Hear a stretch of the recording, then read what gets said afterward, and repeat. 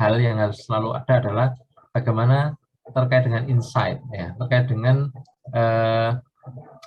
istilahnya manajerial, ya, apa solusi praktis yang bisa diterapkan, ya. Jadi tidak hanya sekedar oh solusinya diginikan, tapi bagaimana implementasinya, ya. Jadi itu juga harus dipikirkan, ya. Kurang lebih begitu ya di dalam mata kuliah kita, ya. Makanya wah ini ya, ini sama Mas Yan, ya. Jadi saya dengan Anda nanti kita akan diskusikan ya selama 8 minggu atau 8 pertemuan awal, kemudian 8 minggu yang kedua akan dengan Prof. Nur, ya. Ini saya ya, Anda bisa menggunakan email ini, tapi untuk yang email official jarang saya pakai kalau nggak terkait dengan apa namanya official juga, karena di situ biasanya email-email yang terkait dengan pekerjaan ya. Jadi apa namanya antar departemen, antar apa namanya kantor atau antar apa namanya unit itu ya, biasanya menggunakan itu ya. Ada misalkan notifikasi di email ya, Anda dapat apa namanya dapat undangan dilihat di sistem, isinya ini gitu ya. Yang sering cuma gitu ya. Jadi hanya untuk peringatan gitu ya. Jadi saya lihat ada nggak email kantor, kalau nggak ada ya sudah selewati gitu.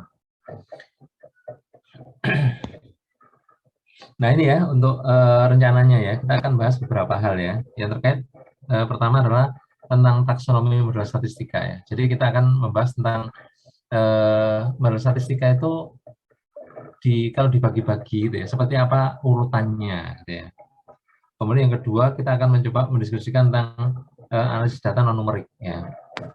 Jadi menggunakan misalkan data yang tidak terstruktur ya. Mungkin juga kilasan saja ya. Kemudian yang ketiga regresi untuk non-linear, data kualitatif, dan adanya outlier ya. Kalau nggak cukup mundur dikit nggak apa-apa ya. Nanti soalnya saya nggak tahu persis ya apakah cukup waktu kita ya, karena beban kurikulumnya cukup lumayan ya untuk memberikan apa namanya review atau apa namanya kilasan atau sekedar gambaran kepada Anda ya. Kemudian ARIMA ya. Nah ARIMA itu langsung lompat ya, karena dianggap Anda sudah ambil di Statbis ya. Di Statbis Anda diterangkan tentang non inferensi ya, seperti apa ES ya, exponential smoothing, kemudian apa moving average, kemudian ARIMA gitu ya. Nah ini bagaimana dengan yang multiplikatif ya. Jadi kalau yang sudah apa reguler sama yang musiman masing-masingnya sudah Anda mengerti, maka kita masuk ke ARIMA multiplikatif ya. Kenapa nggak ARIMA aditif? Ya otomatis kalau ARIMA aditif begitu Anda belajar masing-masing di reguler dan musiman, ya cukup. Ya, aditif kan berarti hanya menambahkan dua model ya. Tapi multiplikatif itu mengalihkan dua model. Jadi terjadi sedikit kompleksitasnya ya. Jadi ada unsur reguler, unsur musiman, dan unsur gabungan reguler musiman. Ya, kemudian kita akan bahas sedikit tentang ARIMA yang non stasioner ya. Nah, terus berikutnya kita nyoba untuk intervensi dan fungsi transfer. Jadi model intervensi dan fungsi transfer ya. Jadi ini jika misalkan kita mempunyai data tidak hanya satu series, tapi dia ada faktor yang lain ya, yang apa namanya berpengaruh ya. Maka kita gunakan model intervensi atau fungsi transfer tergantung dengan keadaan data yang mengaruh itu. Kalau datanya adalah data yang sifatnya kualitatif, ya, misalkan peristiwa tertentu, kemudian pada waktu tertentu, ya, jadi nggak kontinu ya, itu kita gunakan intervensi. Tapi kalau yang mengaruhi adalah series yang lain, maka kita gunakan fungsi transfer. Dan ini secara umum disebut sebagai ARIMAX, ARIMA dengan variabel exogen. Ya. Jadi contohnya misalkan apa namanya, kalau Anda ingin menganalisis tentang permintaan BBM gitu ya. Kalau misalkan ternyata ada pengaruhnya dengan atau harga permintaan terhadap BBM itu dipengaruhi oleh hal lain seperti misalkan kenaikan harga gitu ya. Kita tahu ya kalau kenaikan harga BBM itu misalkan pemerintah mengumumkan ya nanti malam akan dinaikkan, maka sebelum jam 24.00 semua datang ke SPBU ya. Jadi Kalau kita lihat grafiknya kan langsung naik tajam ya pembelian ya. Kemudian besoknya yang beli sangat sedikit ya. Hari kedua makin lama makin banyak dan mungkin hari keempat atau hari kelima itu sudah normal lagi ya. Itu contohnya ya. Jadi model yang begitu bisa diselesaikan dengan model intervensi ya. Contoh lain misalnya gini, apa pengaruh pandemi terhadap dunia usaha ya. Nanti akan terlihat ya. Jadi kapan mulai pandemi di Indonesia, gitu ya, kapan sampai sekarang gitu ya. Dan sebelum pandemi datanya kan ya. Kemudian data pandemi dimasukkan di situ ya. Itu contoh-contoh model intervensi ya. Kalau model yang fungsi transfer itu jika ada series ya yang lain. Jadi misalkan kita ingin lihat bagaimana harga satu komoditas tertentu ya dipengaruhi oleh yang lain. Ya, misalkan curah hujan. Ya. Jadi curah hujan kan ada apa namanya kuantitasnya ya. Sedangkan apa namanya harga itu juga bentuknya kuantitatif juga ya. Jadi itu menggunakan fungsi transfer. Ya. Nah, kemudian kita akan melakukan pemaparan dan tugas ya, dari tugas ya, pemaparan dari tugas yang Anda buat dan diskusi ya. Dari apa namanya beberapa itu. Oke, ada pertanyaan tentang yang kita diskusikan ini? Pak Nur. Kenapa? Pak Ato, izin Pak, ini bisa di-record nggak ya Pak? Oh, boleh. Oke, izin nih Pak, terima kasih. Bentar, di mana ini? Oh, harus ini Pak, harus izin hostnya Pak.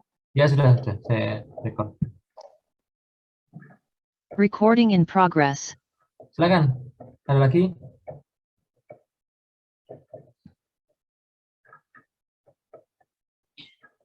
Baik ya, ini berikutnya ini apa namanya kurang lebih ya. Tuh. Ini sudah ini ya. Jangan terlalu banyak ini. Saya rubah ini ya, nggak apa-apa nanti saya beri ini kan. Jadi Anda ceritanya tentang ini saja ya, tentang pilih ya, pilih data tertentu, kemudian deskripsi metadatanya, data, cara memperoleh ya, kemudian metode yang disarankan, sorry ini aja ya. Tugas satunya ini ya nanti, tugas duanya kita, oh ya boleh, ini aja. Nanti ini ada perubahan ya, dari presentasinya mulai ini ya. Ini ada perubahan kurikulum sedikit ya.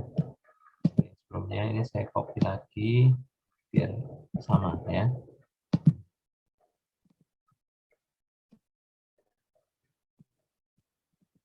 Oke. Ini yang penilaiannya ya untuk yang sesi pertama itu ada apa namanya pemaparan tugas dan diskusi. Kemudian yang kedua adalah ini mulai ini yang kedua ya, tugas dua ya. Ini tugas satu ya. Jadi tugas satu individu ya. Jadi diharapkan Anda selesaikan di minggu kelima ya, ini tugas individu ya. Sedangkan tugas kelompok ya boleh dikumpulkan di akhir ya, minggu ke-8. Sedangkan presentasinya Anda mulai minggu ke-6 ya. Ada pertanyaan ini?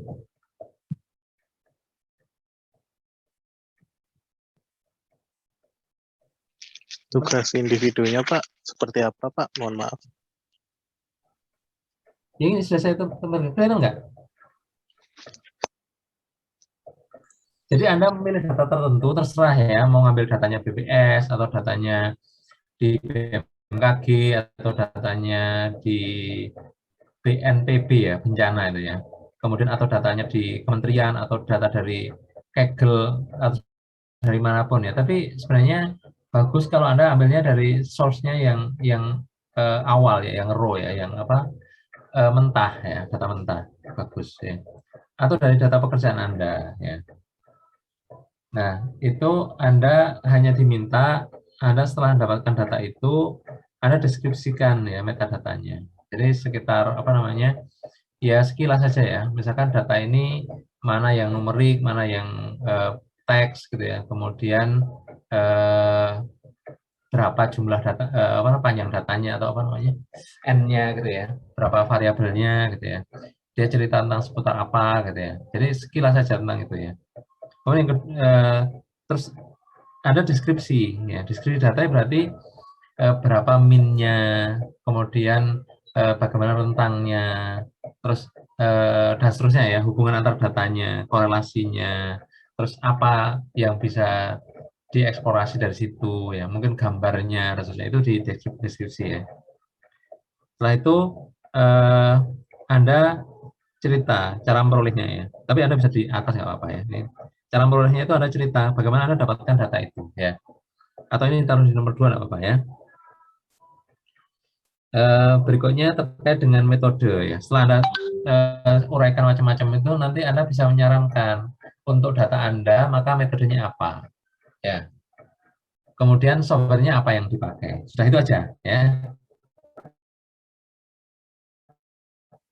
Jadi di sini untuk mencapai CPL yang ini ya, yang tadi kan ini ada capaian pembelajaran ya, yang ditargetkan oleh MMT itu paling tidak Anda 1-2 ya. 1-2 di tugas 1 ya. Kemudian 3-4 di tugas 2 ya. Jadi acuannya di CPMK ya, capaian pembelajaran mata kuliah ya. Nah, oke. Ada pertanyaan? Untuk datanya nggak perlu dikirim, Pak ya. Jadi hanya ringkasan datanya aja, Pak ya. Kalau misalnya pakai data perusahaan kan pasti ada privasinya gitu, Pak. Ya, boleh, nggak apa-apa. Terima kasih, Pak.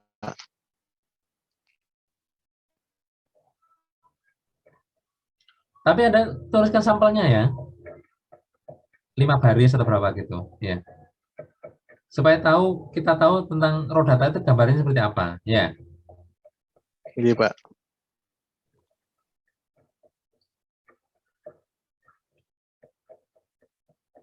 Ada lagi?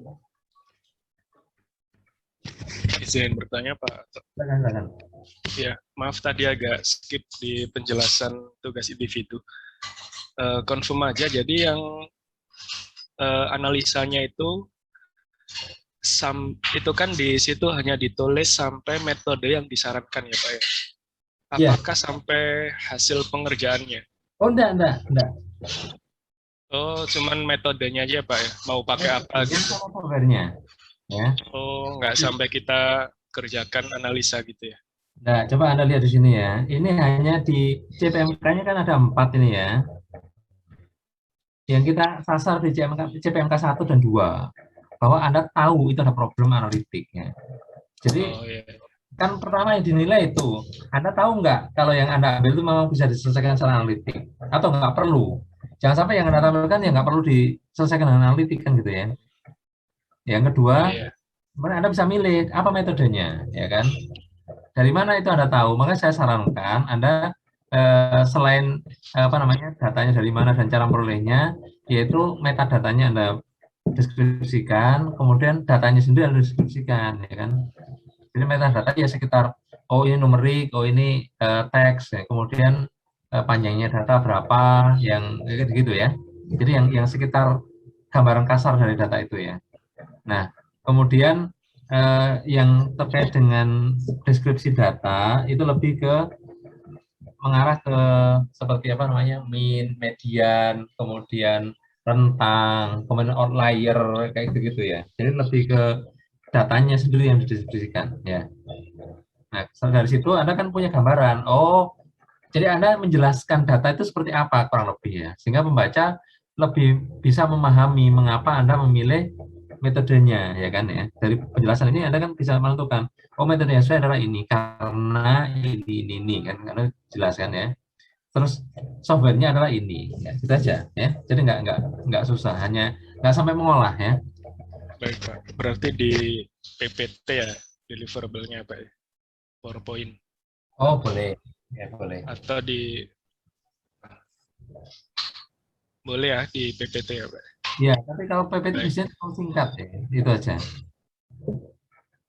Biasanya ya, penjelasannya karena hurufnya besar, jadi Anda terpaksa menyingkat. Tapi tidak apa-apa juga. Kalau itu jelas dengan singkat, tidak masalah ya. Oh ya, baik Pak. Baik, ada pertanyaan lagi? Presensinya jangan lupa ya, sudah saya sampaikan. Oh, ada yang nggak tahu ya? Iya, Pak. Tadi saya sampaikan. Bentar, berarti datanya lambat nih. Yang saya taruh mana tadi? Oh, saya kirim ke ke Mbak siapa tadi? Yang orang MMT. Sudah sampaikan. Oh, sudah kok. Iya.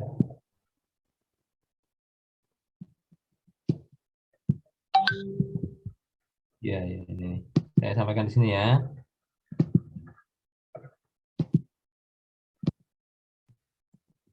Oke, bisa dilihat di chat ya. Ada pertanyaan lagi?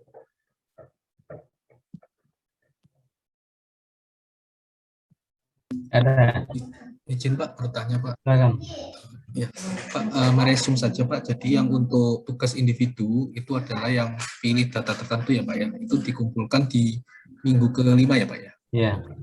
Baik. Itu maksimum ya. Oh, maksimum ya Pak ya. Baik. Itu maksimum semua. Jadi minggu 8 dulu maksimum minggu 8. Sebelumnya enggak apa-apa. Oh ya. Baik. Dikumpulkannya nanti ada ini Pak di email atau pakai Classroom Pak? Di Classroom. Nanti di Classroom pertemuan minggu ke-5 itu saya beri tempatnya. Namun tanggalnya saya bebas sampai terakhir minggu ke-5 ya. Baik Pak. Kemudian yang tugas kedua, yang kelompok itu adalah yang analitik project ini Pak ya, yang kelompok. Ya. Ini minggu ke-8 ya Pak ya, maksimal ya Pak. Berkasnya ya, tapi untuk presentasinya Anda sudah mulai minggu ke-6. Oh baik, ada presentasi di minggu ke-6 Pak ya mulainya. Tergantung kelompoknya ya. Oh, yang dipresentasikan itu yang tugas kelompok ya, Pak? Ya. Jadi di tugas kelompok itu juga ada hasil pengolahan datanya, ya kan? Jadi strukturnya ini sudah masuk ke CPMK-nya 34 ya, termasuk insight-nya, termasuk rekomendasinya harus ada ya. Satu kelompok berapa orang? Ini 32 ya? Atau ada lebih banyak? Ini masing-masing kalau 3 kali cukup berapa ya? 3 kali 3 9 ya. Kalau 9 kelompok, kalau berapa sih jumlahnya 32 ya? 32 bagi ya sekitar 4 lah ya, 4 orang lah sebenarnya. Bagus. Kalau kurang dari itu juga ada. Seperti kemarin ada yang 1 orang ya. Karena pengen sendiri ya. Boleh ya kalau Anda mau nyoba sendirian ya. Tapi kalau mau apa namanya dengan teman Anda, biasanya kalau dengan teman itu ada baiknya Anda saling mengisi. Kalau terlewat teman Anda mengingatkan ya. Paling tidak 2 orang ya satu kelompok kalau bisa. Nah maksimumnya 4 ya. Kalau 4 semua juga nggak apa-apa ya.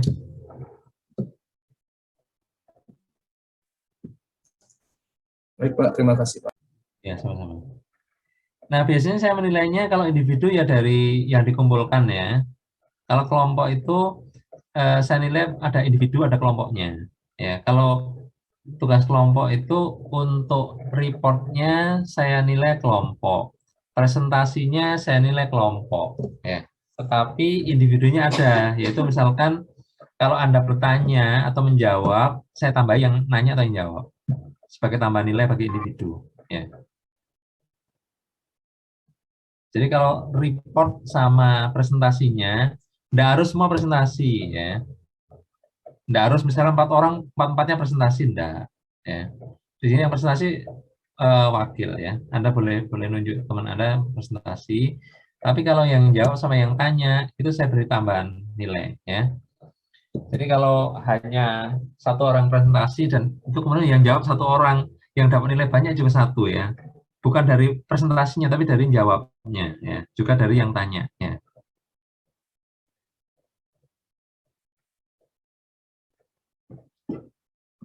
Ya, kalau tanya saya jawab itu biasanya saya nilai gini paling mudah. Kalau kualitatifnya adalah relevan enggak pertanyaan dengan persoalan. Ya. Yang kedua bobotnya. Apakah itu memang sangat besar bobotnya? Ya. Artinya sangat apa namanya sesuai ya, sangat apa istilahnya ya. Ya bobotnya itu bisa dari ilmiahnya, bisa dari apa relevansi persoalannya begitu ya. Jadi saya nilai seperti itu kira-kira. Ya. Jadi Anda bisa memperkirakan ya nanti nilai dari situ. Jadi Anda akan dapatnya dari situ juga ya. Ini untuk paruh pertama ya. Kalau Pak Nur saya tidak tahu. Nanti tanya sendiri ke Prof Nur gimana cara penilaian. Kalau misalkan beliau menjelaskan ya.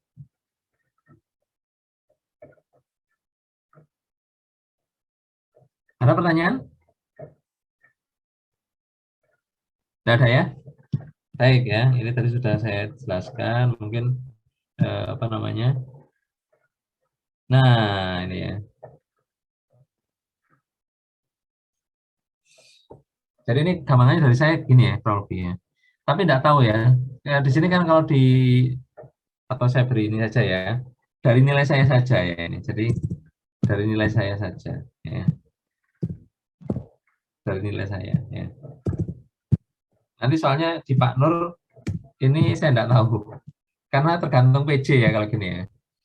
Jadi ada penanggung jawab mata kuliah. Ya. Untuk penanggung jawab mata kuliah ini adalah Prof Nur. Jadi saya hanya menilai Anda berdasarkan ini, terus ini saya setorkan ke Prof Nur. Nanti selanjutnya Prof Nur yang menilai secara total dan sampai keluar nilai. Ya. Kurang lebih gitu. Jadi ini nilai dari saya ya. Untuk 1 sampai 8 ya.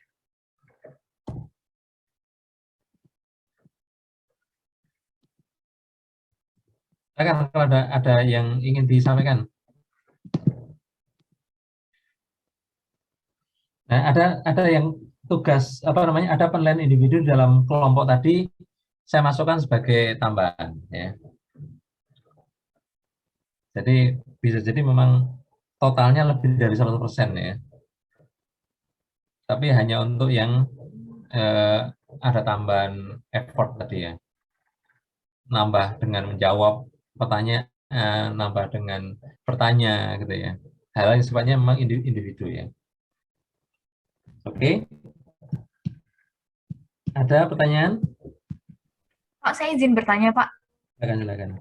Masih perihal dengan tugas individu yang ada di slide 6, itu kalau selain PPT apa boleh laporan juga? Atau Bapak membebaskan formatnya? Karena tadi saya dengar jawaban Bapak boleh PPT, jadi saya masih bingung. Kalau selain PPT apa masih boleh, Pak? Boleh. Biasanya itu kalau mau nulisnya banyak, menggunakan Word atau ini kan dibuat dalam bentuk PDF gitu kan ya.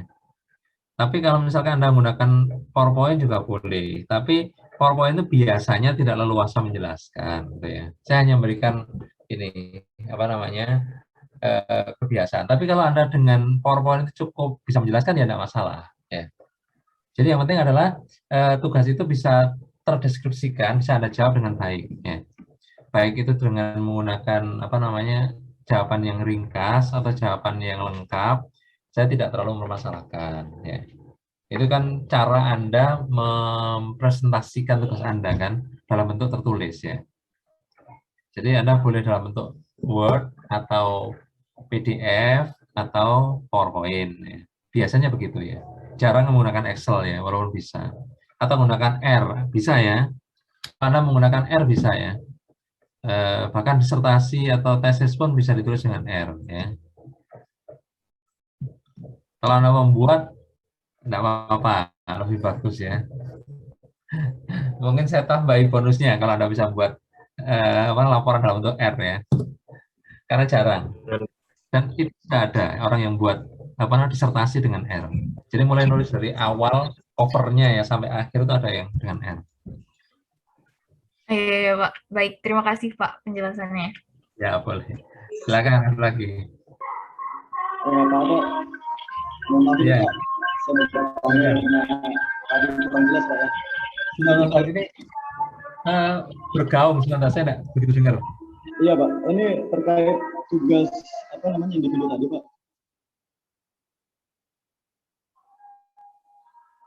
Halo, halo. Ya silakan. Oh oke. Jadi ini kan saya coba menggambarkan dari awal Pak ya, terkait dengan deskripsi apa untuk menangkap pemahaman saya Pak ya.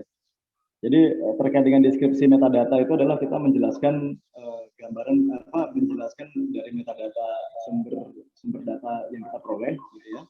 Kemudian deskripsi data itu menjelaskan secara apa namanya, secara fisis gitu ya, makna data itu gitu Pak ya. Kemudian cara memperoleh datanya itu apakah lewat crawling ataukah sumber lain lewat apa namanya, misalnya kuesioner gitu ya. Seperti itu Pak ya kira-kira. Oke. Kemudian nah, untuk metode yang disarankan ini itu terkait dengan metode yang akan digunakan dalam pengembangan penelitian ini begitu Pak. Ya. Metode apa yang akan kita gunakan? Betul, data bukan metode apakah termasuk metode yang digunakan dalam memperoleh data?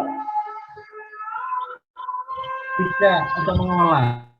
Jadi untuk menggunakan kesimpulan, jadi harusnya Anda terangkan itu juga nanti dalam deskripsi tujuan, ya. Tujuannya artinya kalau dengan data ini maka apa yang bisa dianalisis, ya? Apa yang bisa dilakukan? Goalnya apa sih? Goalnya apa? Itu harus ada ya dalam deskripsi ya. Oke. Ya berarti ya termasuk dengan metode memperoleh datanya dijelaskan ya. Cara memperoleh ya. Cara memperoleh berarti metode dijelaskan di situ ya. Metodenya. Ya, oke. Kemudian software yang dipilih misalnya nih dalam apa namanya? Dalam memperoleh data digunakan software A gitu ya. Kemudian dalam pengolahan datanya nanti digunakan software B. Itu disampaikan semua ya, di list semua itu software yang digunakan. Ya. Oke. Ya udah kalau gitu Pak, makasih. Baik, ada pertanyaan lagi?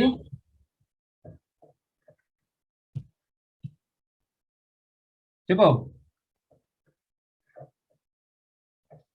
Baik ya, dianggap jelas ya.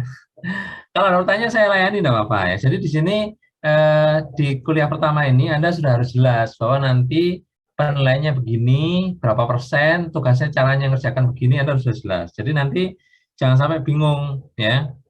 Nanti jangan sampai tanya ya di akhir ya, so kok nilai saya begini ya. Karena saya akan ikut format itu ya, insya Allah akan saya ikuti ya. Jadi kita terbuka, jadi dalam artian saya menilai Anda dengan cara begini ya. Jadi kalau Anda ikuti apa yang saya tuliskan, insya Allah nilainya ya mungkin bisa lebih optimal gitu ya, sesuai dengan poin-poin penilaiannya ya. Nah, kemudian berikutnya terkait dengan materi ya, sudah saya jelaskan, kita akan bahas apa saja ya, dan sifatnya di sini mungkin juga lebih global ya, karena lebih kepada semacam review atau gambaran garis besarnya ya. Nanti kalau misalkan sampai ke pelaksanaan, ya mungkin akan saya singgung juga, tapi mungkin tidak akan terlalu dalam ya. Jadi nanti Anda bisa melihat di mata kuliah yang lain ya, seperti apa namanya, machine learning ataupun di apa lagi itu ya, big data atau di mana kan ada ya metode-metode yang mereka yang di situ justru lebih detail tentang metodenya. Sedangkan di analytic project ini kita hanya lebih kepada projectnya ya. Jadi bagaimana dengan project itu Anda bisa benar-benar merepresentasikan atau menunjukkan ya, Anda menunjukkan apa yang sudah Anda dapatkan selama ini ya. Jadi di sini makanya kita hanya sekilas saja hubungan antar metode. Mungkin mata kuliah apa menerangkan apa, mata kuliah apa menerangkan apa, kita bahas secara sekilas ya gambarannya gitu ya. Baik, kita lanjutkan ya. Nah, kita akan berusaha untuk apa namanya Di sini ke taksonomi ya. Nah ini sudah ada sebenarnya. Setiap kelompok 4 orang ya. Jadi nanti Anda pilih ya kelompok 1 siapa saja gitu ya. Nanti Anda mau milih presentasi pada bagian yang mana ya. Nah biasanya ini tergantung dengan tingkat kesiapan ya. Yang apa namanya itu kan ada 3 pertemuan ya, 6, 7, 8 ya. Biasanya yang 6 sama 7 saya beri bonus ya. Yang presentasi di minggu ke-6 saya tambahi, minggu ke-7 saya tambahi tapi lebih sedikit ya. Minggu ke-8 tidak ditambahi karena ada presentasi di terakhir ya. Itu saja ya. Nah, kita punya 3 pertemuan. Jadi kalau misalkan sekitar 9 ya, satu pertemuannya itu ada 100 menit kira-kira ya, bagi 3 ya 30 menit ya, dengan jeda 5 menit ya. Jadi 30 menit itu Anda usahakan presentasinya sekitar 15 menit, maksimum 20 ya, 15 menitan ya. Kemudian 15 menit diskusi tentang yang Anda paparkan. Ya. Makanya di sini ada yang bertanya, ada yang menjawab, gitu kan ya. Ada yang dialog, mungkin nggak setuju dengan metodenya, nggak apa-apa ya. Jadi setiap yang Anda komentar, kalau bisa nanti tunjukkan NRP-nya ya, biar saya bisa nyatet ya. Atau nanti direkaman ya, saya cek lagi untuk masing-masing ya, untuk penilaian individu dalam tugas kelompok ya. Baik, ini contohnya sudah lama ya, belum saya update ya. Ada contoh-contoh yang lebih baru sebenarnya ya. Jadi ini sebagai contoh saja ya, yaitu untuk data non numerik ya sebenarnya. Sebenarnya ada banyak ya data kita yang bisa kita analisis itu, mulai dari data yang terstruktur sampai yang tidak terstruktur, mulai data yang numerik sampai yang teks ya, itu bisa dianalisis. Hanya kedalaman analisisnya akhirnya beda-beda, gitu kan ya. Nah, selama itu berguna, ya kita bisa coba. Ya. Makanya perkataan box itu biasanya menjadi terkenal ya, yaitu all model are wrong, but some of them are useful ya. Jadi di sini kalau kita lihat bahwa cara pandang statistik ya terhadap model itu mungkin sedikit berbeda ya dengan cara pandang matematik ya. Kalau matematika itu solusinya adalah solusi pasti ya, tetapi dengan data yang didekati. Kalau di di statistik, datanya itu yang pasti, solusinya yang untuk didekati. Jadi sama-sama ya, jadi tidak ada yang pasti dua-duanya. Maksud matematika yang disebut pasti itu datanya yang diasumsikan ya. Kalau statistik datanya dianggap pasti, kemudian solusinya dianggap perkiraan. Ya. Seperti ini yang disebutkan box ya, itu adalah salah satu representasi dari orang statistik ya. Jadi bahwa semua model itu nggak ada yang benar ya. Tapi model itu ya di antara model-model itu ada yang berguna ya. Jadi kita menggunakan model yang salah juga. Tapi salahnya kan bukan salah yang banyak. Salahnya mungkin 10%, 5% gitu kan ya. Jadi nanti kalau Anda diskusi dengan teman-teman matematika, mereka akan bingung kalau ditanya berapa tingkat keyakinannya model itu bisa dipakai. Nggak bisa jawab. Kenapa? Model itu harus bisa dipakai 100% benar ya. Nggak mungkin nggak ada kesalahan kan gitu. Dengan asumsi datanya cocok ya. Jadi kalau nggak benar datanya nggak cocok gitu kan sama saja ya. Kalau statistik data ya bisa seperti itu, nggak masalah ya. Tetapi pendekatannya menjadikan modelnya nggak 100% benar ya. Ya itu cara pandang saja ya, keilmuan ya. Jadi di sini kita kalau sudah menghadapi data, kita sedikit sekali menggunakan teori atau rumusnya, walaupun penentuan atau kita mendapatkan rumus itu dari suatu formula dengan penurunan matematis ya. Tapi ketika kita implementasi menggunakan komputer, menggunakan apa ya, akhirnya penurunan rumus jadi kayak hilang gitu ya. Dalam artian apa? Yang kita pertimbangkan data, kita anggap sebagai realitas, sebagai kenyataan, sebagai kebenaran, ya. Kemudian kita tafsirkan dengan model. Model itu mendekati data, ya. Jadi model itu kurang lebih harusnya sekian persen atau sebagian besarnya mendekati data. Ya. Makanya Pok tadi mengatakan model itu salah semua, ya. Hanya sebagian data mereka itu yang bisa berguna buat kita, ya. Nah ini yang saya ceritakan ini tentang apa namanya, bagaimana Trump, ya ini sudah lengser ya, tim kampanye Trump itu menggunakan Facebook, ya. Jadi dia menggunakan konsultan dan dia melakukan apa namanya, mungkin transaksi ya dengan Facebook untuk menggunakan data pengguna Facebook itu bukan per individu ya, tapi kecenderungannya. Ya. Jadi kalau orang suka posting begini, kata-kata ini, maka dia cenderung begini. Bagaimana pilihannya dan seterusnya. Ya. Sehingga dia bisa efektif ya untuk kampanye.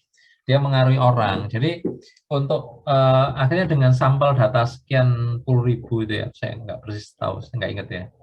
Itu dia bisa menyimpulkan. Kalau orang nulis di Facebooknya dengan kata-kata ini dikasih iklan kayak gini, ya, yang cocok dengan seleranya kan gitu ya. Jadi akhirnya orang merasa yang pengguna Facebook itu, wah iklannya Trump itu persis sama dengan yang saya inginkan. Memang iklannya menyesuaikan dengan apa namanya keinginan dari pemilih, ya kan. Kalau pemilihnya suka apa namanya ngusir orang asing ya udah itu jadi tema. Dan itu juga mengeksplorasi isu umum ya dari orang-orang Amerika yang kekhawatiran ya. Jadi pertumbuhan jumlah orang non kulit putih atau orang kulit berwarna itu persentasenya sudah tinggi, ya kan ya, mendekati jumlah orang yang kulit putih. Ya. Jadi itu dianggap sebagai ancaman, kan gitu ya. Jadi ancaman eksistensi terhadap kulit putih, ya. Seperti itu contohnya. Jadi kampanye-kampanye yang dilakukan itu seperti itu. Nah, dia dengan cara mendapatkan data dari Facebook ya, kerjasama dengan Facebook ya, akhirnya dia dapatkan itu ya data-data para apa namanya pengguna Facebook, kemudian dipetakan ya bagaimana ininya apa kecenderungannya, kaitan dengan mungkin postingnya, kaitan dengan yang diklik dan seterusnya ya. Itu dianalisis, saya didapatkan profilnya ya. Kalau orang begini maka kampanye yang begini yang paling bagus. Kalau orang begini kampanye begini yang bagus ya. Akhirnya kita tahu walaupun secara pollingnya Trump kalah, tapi secara realnya Trump menang, ya kan? Karena yang di Facebook itu tidak terdeteksi. Sedangkan survei yang dilakukan adalah survei dari masyarakat secara umum, ya kan? Sedangkan peta yang di masyarakat sudah berubah, ya kan?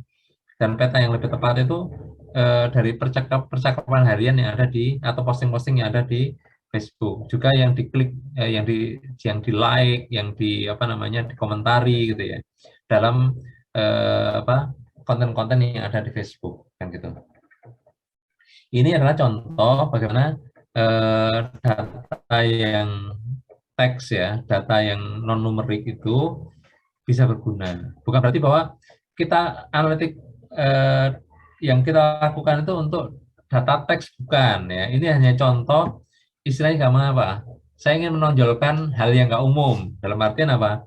Sebagian besar analitik itu adalah terkait dengan data numerik. Ya. Justru karena data non numerik itu tidak terekspos ya. Ini saya jadikan contoh supaya ada pandangan lain bahwa tidak melulu data numerik saja yang bisa diolah dan dijadikan sesuatu yang berguna. Bahkan data yang non numerik pun bisa ya. Jadi saya harap jangan salah sangka ya. Contoh lain ini ya. Nah, ini juga kasus lama ya. 2 tahun yang lalu kalau salah ya. Saat saya membuat slide ini 1 tahun setengah yang lalu ya. Ini nggak saya update ya. Ini adalah rame gitu ya. Jadi bagaimana anak SD kelas 1 waktu daring ya. Jadi sekitar 2020 awal kalau nggak salah ya ini, atau pertengahan ya. Berarti oh ya setahun berarti ya, setahun atau setahun lebih sedikit ya. Hampir 1,5 tahun. Jadi bagaimana anak-anak SD kelas 1 kelas 2 itu dia itu dapat konten porno di dalam HP-nya ya. Padahal yang diakses itu adalah situs-situs yang diberikan oleh gurunya. Jadi gurunya itu menyarankan akses link ini ya. Begitu diklik ya, di situ ada iklan-iklan porno kan gitu ya. Ini saya ambil dari berita itu. Anda bisa cek ya di apa namanya linknya itu ya. Moga-moga belum dibuang sama Arte ya. Jadi bagaimana bisa gitu ya hal seperti itu ya. Salah siapa kan gitu ya. Nah ini agak menarik ya dalam artian analisa jadi panjang lebar akhirnya gitu kan ya. Di ini ada di grupnya alumni saya ya, alumni statistik IPS ya. Itu rame juga gitu.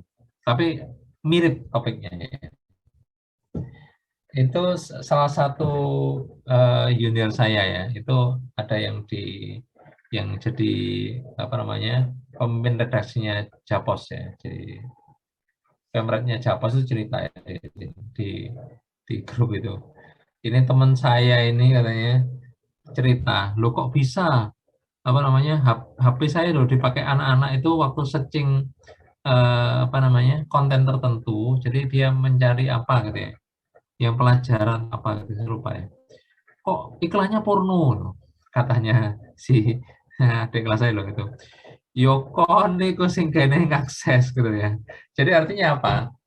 Bahwa YouTube itu juga mencatat penggunaan dari orang yang menggunakan HP. Ya, jadi kalau kita sering mengakses apa, maka kita dianggap kita favoritkan konten seperti itu. Ya. Jadi ini kita bukan mencari tahu siapa yang salah, tapi itu salah satu algoritma ya. Kalau yang di apa namanya beberapa website ataupun mungkin justru di Android-nya yang dipakai gitu ya, yang di HP-nya ya. Itu kalau kita sering mengakses tertentu ya menggunakan HP atau gadget kita, maka akan dicatat bahwa kita itu suka dengan konten itu.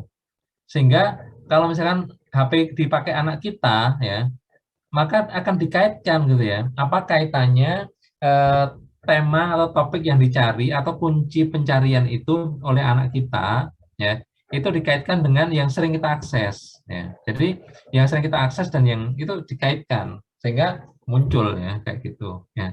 Makanya kasus seperti ini ya, pornografi ketika anak SD mengakses pelajaran itu salah siapa? Kita nggak tahu persis ya.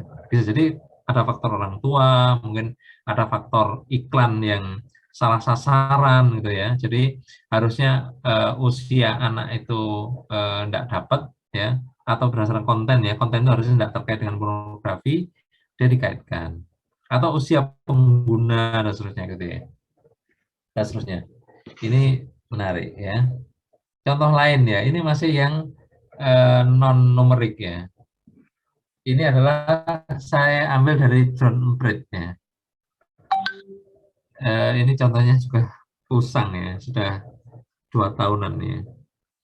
Ini saya contohkan apa menarik gitu ya. Kadang-kadang hiruk pikuk dalam sosmed itu tidak ada kaitan dengan realitas kadang-kadang ya. Itu yang harus hati-hati ya. Apakah seperti itu terus? Enggak juga. Google membuat studi tentang ini ya. Jadi pencarian kata di Google itu ternyata sangat relevan dengan aktivitas masyarakat ya. Jadi kalau Anda klik ya trends ya, google.com ya. Nanti akan Anda nyari kata apapun ya di situ ya. Itu akan ada gambarannya. Dalam setiap hari atau setiap minggu atau setiap jam atau apa Anda pilih ya durasi waktunya ya.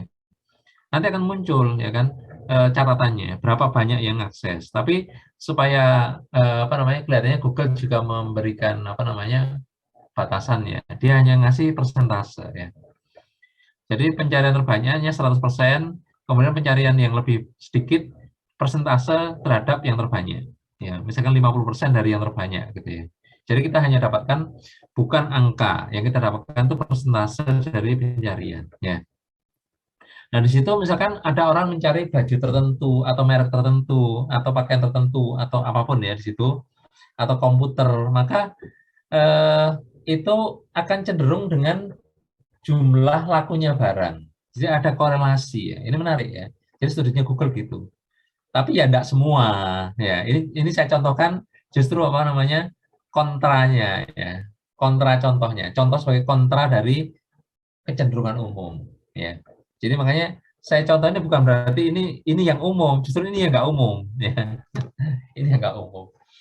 Ya, supaya Anda punya pandangan lain dalam artian yang di studinya Google tadi umumnya begitu ya. Ini yang nggak umum ya. Yang nggak umum adalah di sini contohnya tentang isu radikalisme ekonomi dan pendidikan. Nah, ini Ismail Fahmi nih ya.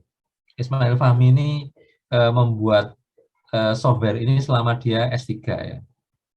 Nah, selama S3 dia buat software ini, pulang dia punya ini ya, punya pemetaan ini. Jadi kalau dia ambil dari Twitter, dia bisa petakan ya. Dia ingin metakan ya, sebenarnya ya isu radikalisme ekonomi dan pendidikan itu siapa yang ngomong ya. Ternyata di sosmed terlihat itu ya. Jadi untuk orang yang non partisan isunya ekonomi dan pendidikan ya. Untuk yang apa namanya oposan dan yang ini apa namanya apa istilahnya ya, petahana ya, apa namanya itu yang sedang memerintah, radikalisme ekonomi ya, kan gitu ya. Jadi yang proposisi apa? Radikalisme dan ekonomi. Jadi artinya apa di sini? Kalau ekonomi memang dibicarakan oleh non partisan, oleh oposisi dan pro oposisi dan pro pemerintah ya. Ini bukan berarti oposisi beneran juga pemerintah beneran. Tapi dalam sosmed dia memposisikan sebagai pro oposisi ya. Dalam sosmed dia memposisikan sebagai pro pemerintah ya. Walaupun kita nggak tahu persis ya di situ ya siapa mereka kadang-kadang ya. Kita hanya melihat oh dia kecenderungan dari pendapatnya dia akan cenderung mengkritik pemerintah dan mengatakan pemerintah nggak baik gitu ya, selalu kurang dan seterusnya. Yang pro pemerintah berarti selalu memuji-muji pemerintah dan menyalahkan yang mengkritik ya. Intinya begitu ya. Nah di sini terlihat apa? Pembicaraan tentang ekonomi masih relevan ya di masyarakat. Artinya di masyarakat umum itu menjadi apa namanya? Oke ya, masih dibincangkan ya. Masalah pendidikan juga. Dan ternyata untuk pro oposisi itu dia tidak membincangkan pendidikan, dia membincangkan masalah ekonomi dan radikalisme. Dan pro pemerintah juga selain pendidikan ekonomi dia membincangkan masalah radikalisme. Ya, hijau merah itu menunjukkan positif negatif ya. Artinya membicarakan dalam apa tone-nya itu positif atau negatif. Dalam nadanya itu dia cenderung pro atau kontra ya. Nah di sini terlihat bahwa ternyata isu radikalisme itu hanya isu politik ya kalau kita lihat. Jadi mereka yang bicarakan hanya orang-orang yang pro oposisi sama pro pemerintah ya kan. Sedangkan orang umum yang tidak ada kaitan dengan oposan dan pro oposisi dan pro pemerintah, mereka nggak bicarakan. Ya. Ini menarik ya kan gitu.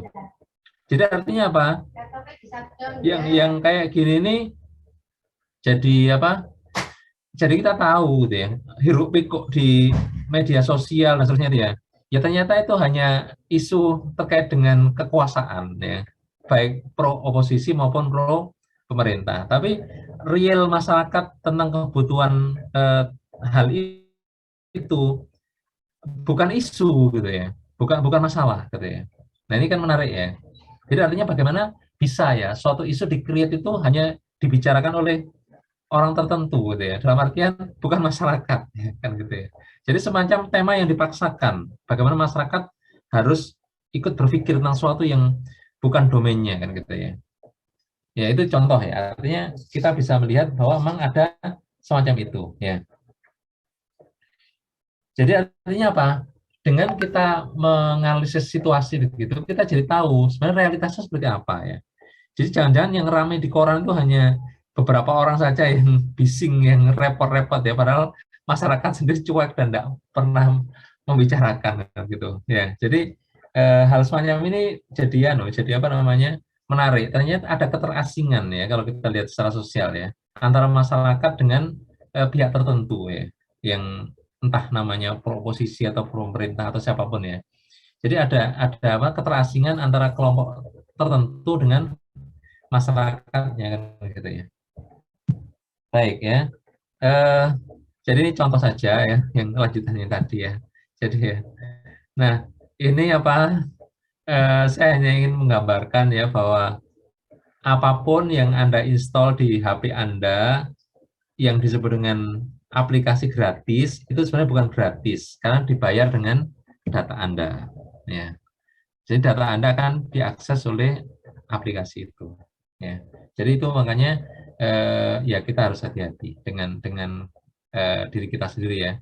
Ini akan dibaca dan dipetakan gitu ya. Jadi kecenderungan kita gitu ya. Walaupun mungkin bukan secara pribadi tapi secara umum. Jadi kalau Anda menginstal aplikasi itu dengan risikonya juga bahwa Anda sudah menjual ya. Setuju untuk menjual data Anda ya dengan apa namanya? Aplikasi yang gratis itu. Ya, itu termasuk yang tadi yang digunakan. Jadi para pembuat aplikasi ataupun para pemilik HP, bukan pembuat HP mungkin ya, atau bahkan yang pembuat Android-nya ya, mungkin juga ikut main-main mengambil data ya. Karena sesungguhnya pada zaman sekarang ini yang paling mahal itu adalah data ya. Kalau dulu sempat yang paling mahal itu adalah minyak gitu ya, kemudian teknologi gitu ya, kemudian informasi. Setelah itu sekarang bergeser kepada data. Siapa yang menguasai data itu yang dia banyak keuntungannya ya. Bahkan kalau Anda lihat sekarang ini data itu bisa dijual ya, dan itu menguntungkan. Makanya di Indonesia menjadi sangat aneh ya, seperti KTP itu, data KTP itu sampai bocor ya, sekian puluh atau sekian ratus juta gitu ya, diketahui tentang apa namanya data-data seperti itu ya. Jadi ya bahaya juga gitu ya, apa namanya sampai data itu bocor kan ya. Jadi bisa diketahui oleh banyak orang yang seharusnya mereka tidak punya hak untuk mengetahui ya. Baik, silakan kalau ada pertanyaan.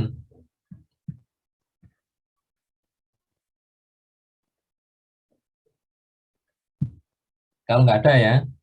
Jadi secara umum ya, dalam analitik ini ya, data analitik review ini ya, secara umum kita memiliki data, kemudian dengan metode tertentu kita akan mendapatkan informasi. Ya, jadi yang disebut data ini menjadi sangat luas ya kan. Data itu apa saja ya? Dari mulai gambar, suara, video, angka, gitu ya, dan seterusnya. Ya, semuanya adalah data. Ya. Nah, data ini tergantung dengan bagaimana orang bisa mengumpulkan dan menyaringkannya. Kalau zaman dulu data itu susah dapatkannya, sehingga metode yang berkembang adalah metode bagaimana meng-create data, ya kan? Maka metode-metode seperti metode sampling dan survei, metode rancangan percobaan, kemudian metode observasi itu dibuat dengan sangat detail dan lengkap, ya kan. Jadi misalkan metode sampling gitu ya, itu bagaimana banyak para ahli sampai menulis buku ya, banyak buku tentang sampling ya. Bagaimana kita mengambil sedikit tetapi bisa menggambarkan yang banyak kan gitu ya. Se-Indonesia ada 250 juta orang, tapi dengan mengambil 1000 orang kita bisa tahu pendapat 250 juta orang kan ya. Ya kayak gitu-gitu ya. Jadi hal-hal yang sifatnya bagaimana mengambil data dengan biaya yang sedikit, dengan SDM yang sedikit, dengan waktu yang lebih singkat, tetapi dapat gambaran yang lumayan lengkap. Ya. Nah sekarang titik tekannya bukan itu. Begitu sekarang itu ada era keterbukaan seperti ini ya, datanya menjadi sangat banyak ya. Bukan masalahnya mendapatkan data, tapi mendapatkan data yang benar. Ya. Datanya banyak, tapi campur antara yang berguna dan yang sampah. Ya. Sehingga metode-metode yang berkembang sekarang adalah bagaimana melakukan verifikasi. Ya. Sampai sekarang masih manual kalau kita lihat ya. Jadi pekerjaan data scientist itu 70% lebih itu adalah melakukan verifikasi. Apakah datanya valid atau tidak, datanya berguna atau tidak. Ya. Jadi ini ke depan harusnya ada tren bagaimana melakukan otomatisasi, bagaimana bisa melakukan penyaringan mana data yang berguna dan tidak kan gitu. Saya juga belum tahu ya gambarannya bagaimana orang bisa membuat kayak gitu. Karena sekarang datanya kan mau macam-macam. Yang tidak terstruktur sudah demikian banyak ya. Jadi kalau dalam pikiran sekarang, termasuk pikiran saya sekarang ya, pasti kesulitan untuk melakukan verifikasi ya, mana data sampah dan yang berguna. Tapi mungkin saja pada era ke depan orang bisa memikirkan ya solusi dari itu. Bagaimana dia bisa menyaring. Wong dulu aja ketemu ya, bagaimana demikian kompleks realitas dalam masyarakat, dia menggunakan sampling itu bisa mengambil kan gitu. Maka sekarang problem bagaimana memilah sampah dan bukan itu harusnya juga akan ada riset-riset ke arah sana itu pasti akan dilakukan ya. Sehingga orang mudah. Sehingga data scientist itu kebanyakan masih dibayar untuk melakukan cleaning kan gitu ya. Jadi belum sampai pada yang lebih dalam dari itu ya. Ada ya, tapi persentasenya lebih kecil ya. Jadi beberapa alumni kalau saya tanya juga gitu, kebanyakan di cleaning data ya masalahnya Mas ya. Bagaimana data yang sangat banyak dia lakukan crawling atau scraping ya dari internet itu, setelah dapat campur-campur gitu datanya ya, gak karu-karuan. Nah, data yang baik-baik itu gimana cara mengambilnya kan gitu ya. Ya. Baik. Nah, di sini ya dari 3 tadi ya terkait dengan data, metode dan informasi ya. Jadi secara umum saya buat secara ringkas saja ya, walaupun mungkin juga tidak mewakili secara keseluruhannya, tapi paling enggak ini adalah yang paling isu yang cukup besar ya, yaitu terkait dengan data itu masalah sifat, kemudian cara mengambil dan cara menyeleksi. Nah, cara mengambil sekarang sudah tidak terlalu masalah ya, karena metode-metode untuk scraping, crawling itu sudah banyak yang mengembangkan, termasuk software-software yang dibuat, program atau codingnya juga ada banyak ya. Jadi Anda lebih mudah sebenarnya. Nah, sampai sekarang yang belum dapat itu adalah cara menyeleksi. Sampai sekarang saya belum banyak. Bahkan orang masih bingung ya, masih manual ya, menggunakan tenaga ahli ya dari data scientist ya, dengan menggunakan program tertentu dia dapatkan kalau ada karakter gini dibuang, kalau ada gini, nah, itu kan sebenarnya sebagiannya ya bisa diotomatisasi ya dengan coding, tapi sebagainya nggak bisa ya. Begitu juga ya untuk metode ya. Metode itu isunya sebenarnya mudah, yaitu cara memilih yang benar ya. Jadi metode yang paling sesuai yang mana. Kemudian bisa nggak kita menggunakan metode itu ya. Jadi kalau milihnya nggak tahu itu yang masalah. Makanya di kuliah kita ini lebih ditekankan di yang pertama, cara memilih metode yang sesuai. Sedangkan cara menggunakan metode tidak terlalu ya, karena terkait dengan keterbatasan waktu yang kita miliki ya. Jadi yang pertama adalah cara memilih. Jadi mana metode yang paling sesuai. Metode itu banyak sekali kan gitu ya. Mana yang paling sesuai itu yang penting ya. Jadi kalau kita tidak bisa memilih yang benar, hasilnya juga optimal kan gitu ya. Jadi makanya keterampilan kita untuk memilih metode yang benar itu yang penting ya. Kalau sudah dapat, baru kita bicara tentang bagaimana cara jalannya metode itu ya. Sehingga kita bisa mendapatkan tujuan kita. Nah, terakhir yang terkait dengan informasi itu, isu yang paling krusial di sini adalah generalisasi ya. Ada satu lagi sebenarnya, yaitu insight-nya ya. Jadi apa yang bisa dilakukan di situ ya. Jadi generalisasi sebenarnya kalau kita punya kesimpulan begini sebenarnya secara umum itu apa ya yang bisa diambil kesimpulan umumnya ya. Sebenarnya ada yang satu lagi yang saya sebutkan tadi, yaitu terkait dengan insight-nya ya. Jadi makna pemaknaan ya. Oh. Ya.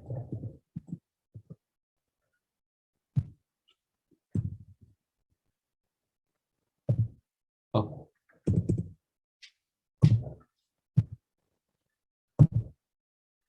Oke.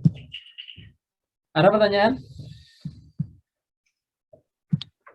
Pak Ato, Ya. ini diskusi aja mungkin Pak Ato ya. Jangan. Ini kan dari awal tadi kan kita bercerita tentang data, bagaimana mendapatkan, memperoleh, memanfaatkan dan sebagainya kan, sampai insight gitu Pak.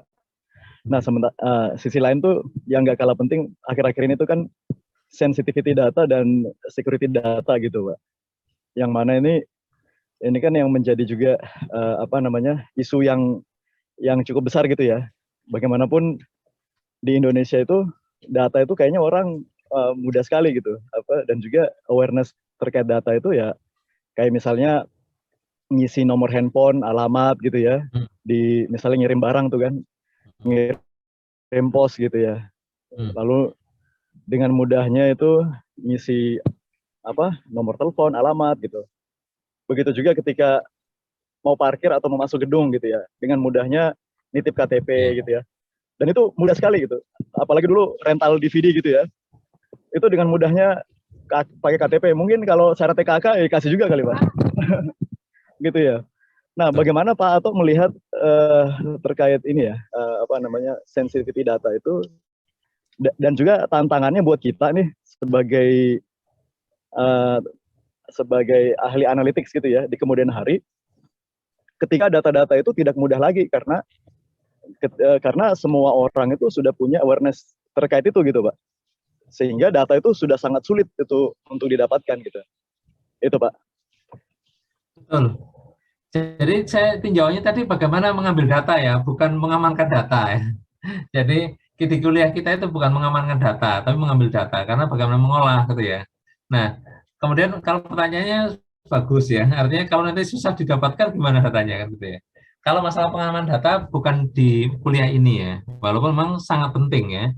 Karena kalau datanya tidak aman, ya kalau Anda bekerja di dalam security-nya ya, kan di dalam satu perusahaan itu misalnya ada yang bagian security ya, termasuk pengamanan data ya. Sehingga data itu tidak mudah dibajak, tidak mudah diambilnya. Itu termasuk salah satu tugasnya. Nah, kebetulan di kuliah kita bukan itu, tapi bagaimana kalau mengambil data ya, tapi ya memang diharapkan Anda tidak nyuri ya. Karena kadang-kadang dengan scraping itu susah dibedakan antara minta dan nyuri, ngambil dan nyuri. Karena sebenarnya sudah diamankan, cuman yang mengamankan itu nggak ngerti cara pengamanannya, akhirnya mudah diambil. Sehingga susah dibedakan ya, makanya antara mengambil legal dan mengambil diam-diam yang sebenarnya tidak boleh gitu ya. Nah, kalau pertanyaan tadi kan arahnya bagaimana kalau misalnya kita susah mencari data? Harusnya begitu, karena data itu istilahnya kan tambang baru, ya kan, tambang emas baru. Kalau dulu setelah emas itu kan minyak, ya. Setelah minyak baru teknologi, gitu ya. Kemudian ke informasi, setelah ke data pindahnya. Ya memang orang akan berebut mengamankan data sehingga orang nggak dapat ya yang lain. Tapi sekarang itu kan orang mudah ya, Anda install aplikasi sudah datanya Anda serahkan gitu. Dengan dikasih batasan ya, harus diberi kesempatan untuk boleh mengakses tentang lokasi, kemudian ini dan diizinkan untuk menggunakan data itu tanpa tanpa melibatkan pribadinya ya. Jadi bukan alamatnya itu bukan yang penting, tapi di lokasinya sekitar mana gitu kan gitu ya. Jadi kalau ada 10-20 orang yang lokasinya mirip, maka itu jadi satu, dianggap sebagai satu yang sama misalnya gitu kan ya. Jadi tentang pertanyaan tadi memang menjadi harus beli kalau kita susah dapatkan data gratis. Karena memang sekarang pun perusahaan-perusahaan juga beli ya.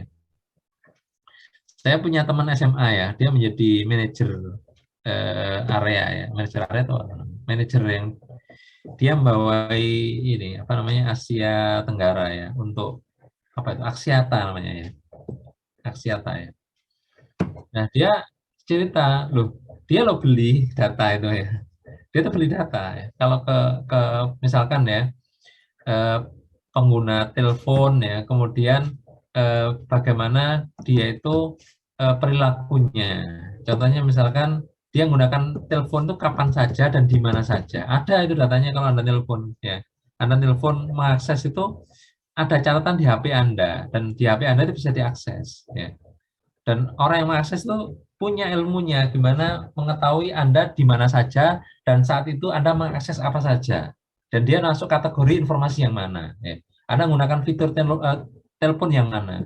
Nelpon kah, SMS kah, atau WhatsApp kah, atau Telegram, atau main game, atau apa. Ya, itu ada catatannya di dalam HP ya. Dan itu diambil. Ya. Dan untuk mengetahui itu, perusahaan-perusahaan besar itu beli, ya kan. Jadi mungkin ya saya tidak tahu, Telkom mungkin ya termasuk, saya tidak tahu. Tapi yang jelas Axiata itu beli kayak gitu. Ya, dia ingin tahu bagaimana perilaku konsumen. Ya, dengan itu dia membuat produk kan gitu. Contoh lain temuan dia gitu ya, bahwa orang Indonesia itu lebih suka ini apa namanya prabayar daripada pasca bayar. Tidak mau langganan orang Indonesia itu. Ya. Jadi sempat dia buat promo ya dengan apa namanya dengan harapan merubah perilaku pelanggan ya. Jadi pelanggannya itu setiap bulan yang pelanggannya habis pulsanya di atas 25.000, jadi 30.000, yang 30.000, 35.000 gitu ya, habis pulsanya setiap bulan. Ditawari paket 25.000 sebulan. Itu hampir nggak ada yang ngambil ya. Dia cerita, loh ini kan lebih murah harganya dan mereka pasti habis, pasti nambah ya kan. Kalau kebutuhannya tuh 35.000, ya 25.000 diambil dari pasca bayar ya, pasti akan dapat untung kan gitu. Bayarnya kan 25.000, dia lebih murah, sisanya baru bayar normal kan gitu, tapi nggak laku ya, contohnya begitu. Jadi artinya apa, ketika perusahaan itu mengambil kesimpulan secara salah, produknya juga nggak laku kan gitu ya. Jadi seperti itu juga bisa terjadi ya. Nah, makanya perusahaan-perusahaan akhirnya membeli data kepada kepada apa namanya, kayak agen-agen yang mengumpulkan ya. Karena di Indonesia juga sudah mulai banyak ya agen-agen gelap gitu ya. Karena itu kan ilegal kan ya. Mendapatkan data kan ilegal sebagainya ya. Jadi nggak tahu dia mengambil data dari mana gitu ya. Tapi dia punya data-data gitu ya. Entah dari survei, entah dari ngambil data dari handphone atau apa namanya, saya tidak tahu persis dari mana ya. Tapi itu mereka jualan ya, mengiklankan ya dengan bawah tangan gitu ya. Jadi saya nggak tahu, mungkin ada pasarnya kan gitu ya. Jadi mereka mengiklankan dengan penghubung tertentu ya, akhirnya perusahaan itu beli kan gitu ya. Beli data itu untuk mengetahui bagaimana perilaku pelanggan. Nah, seperti itu kira-kira. Jadi ketika di zaman orang sulit atau terkendala hukum ya, maka ya harusnya cari solusi kan ya. Termasuk nanti akan tumbuh perusahaan-perusahaan penjual data yang ilegal maupun yang legal. Kalau yang legal berarti dia juga cukup susah untuk ngambil kan, karena cara-cara legal yang dipakai kan itu. Begitu dia jatuh kepada cara ilegal, bisa dituntut di pengadilan gitu. Kenapa dia bisa punya data itu padahal dia nggak punya hak untuk mengakses misalkan ya. Walaupun data itu beli ataupun dia nyuri dari server mana gitu ya, tapi tetap semuanya itu ilegal ya, nggak boleh ya. Sehingga dia hanya menyediakan data-data yang legal menggunakan kuesioner, survei gitu. Begitu sudah menggunakan scamming, phishing, menggunakan nyuri-nyuri dan sebagainya, itu kena semua, itu terjerat oleh undang-undang ya. Jadi memang akhirnya ya produk-produk kan jadi mahal karena datanya beli, akhirnya jualannya juga harus mengkompensasi terhadap biaya pembelian data kan gitu ya. Mungkin kurang lebih begitu ya. Mungkin teman-teman yang lain bisa memberikan pandangan yang lain, karena mungkin di antara Anda ada yang praktisi yang itu mungkin langsung menghadapi permasalahan sebenarnya. Kalau saya kan hanya mendengar dari orang yang pernah melakukan ya, bukan melakukan sendiri ya. Silakan. Pak, saya mau nanya dong, Pak. Iya, silakan. Pak, saya mau nanya soal analitis ini, Pak.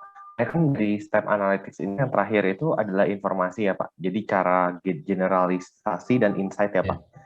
Mungkin pertanyaan saya ini sih Pak. Sebenarnya kalau kayak kita membuat insight itu, kita kapan sih Pak insight itu harus diperbaharui? Maksud saya gini, mungkin kayak sebelum COVID gitu ya, kalau kayak misalnya orang-orang mengamati misalnya belanja di supermarket gitu ya. Misalnya orang itu akhirnya mendapatkan insight, mayoritas orang itu sukanya beli kebutuhan bulanan nih, misalnya gitu ya Pak. Nah pas insight itu dibuat, tiba-tiba ke depannya nggak sengaja, tanpa disengaja gitu, tiba-tiba ada COVID gitu ya, yang membuat hasil insight kita itu kan shifting ya Pak. Mungkin orang udah nggak nyari kebutuhan bulanan, tapi orang nyarinya masker misalnya gitu ya Pak. Nah, sebenarnya dalam analytic project itu sebenarnya ada nggak sih Pak, kayak waktu kapan sih insight kita yang kita deliver itu harus diperbaharui atau enggak gitu sih Pak? Atau yang namanya